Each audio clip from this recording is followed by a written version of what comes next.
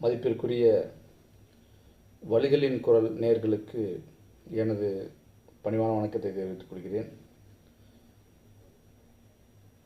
பொதுமக்களுடைய பல்வேறு பிரச்சனைகள் மற்றும் அதற்கான தீர்வை நோக்கி கொண்டு செல்லக்கூடிய ஒரு முன்னெடுப்பாக நாம் ஒரு வலிகளின் குரல் அப்படிங்கிற ஒரு யூடியூப் சேனல் ஓப்பன் பண்ணி குறிப்பாக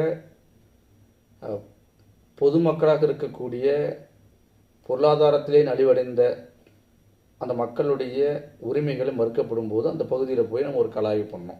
இந்த கலாய்வெல்லாம் பண்ணி நாம் ஒரு வீடியோவாக நம்ம இன்றைக்கி அதை பேசணும், இதன் மூலியமாக தீர்வு ஏற்படுவதற்கான பல வழிகளை நம்ம உருவாக்கணும் அப்படிங்கிற ஒரு பார்வையின் அடிப்படையில் தொலைநோக்கு பார்வையோடு நம்ம முன்னெடுத்தோம்.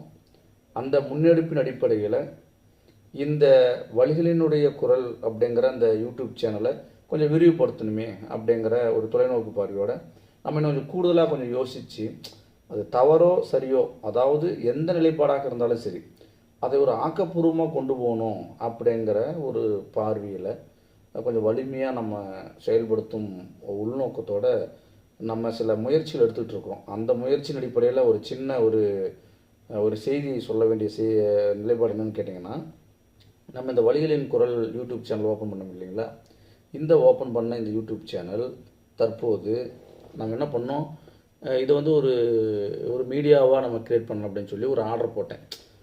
இது வந்து பார்த்திங்க அப்படின்னா அந்த ஸ்டாண்டு நம்ம ஆர்டர் போட்டு வந்ததில் இது வந்து லைட்டு நம்ம டேக் அவுட் பண்ணக்கூடிய நிலைப்பாடு. இப்போ இதை வந்து நம்ம என்ன பண்ணியிருக்கோம் அப்படின்னு கேட்டிங்கன்னா, அதை ஒரு ஸ்டாண்டாக நம்ம க்ரியேட் பண்ணி வச்சு நம்ம எடுக்கலாம் அப்படிங்கிற மாதிரி நம்ம சில விஷயங்கள் எடுத்துக்கிறோம். அதனுடைய செய்தி தான் இது வந்து நம்ம அட்ஜஸ்ட் பண்ணிக்கலாம். இந்த மாதிரி க்ராசிங் பண்ணியிருக்கலாம், இந்த மாதிரி ஐடென்டிஃபிகேஷன் பண்ணியிருக்கிறோம்.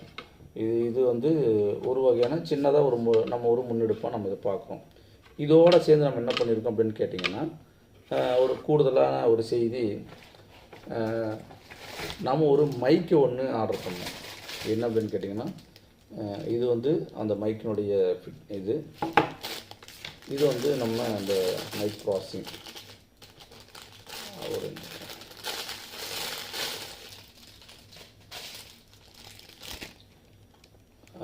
இந்த மைக்கினுடைய இந்த கனெக்டடு, இந்த மைக்கினுடைய ரன்னிங், அது வந்து பாஞ்சு, இது அந்த மைக்கினுடைய பாஞ்சு நம்ம என்ன பண்ணியிருக்கோம், செட் பண்ணியிருக்கோம். இதெல்லாம் இந்த ப்ராசஸிங் ஆகிருக்கு. அதோடு சேர்ந்து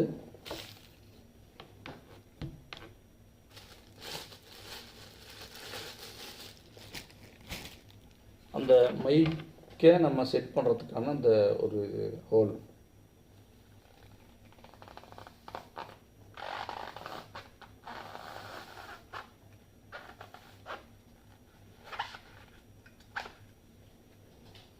வெரி குட், சூப்பர்.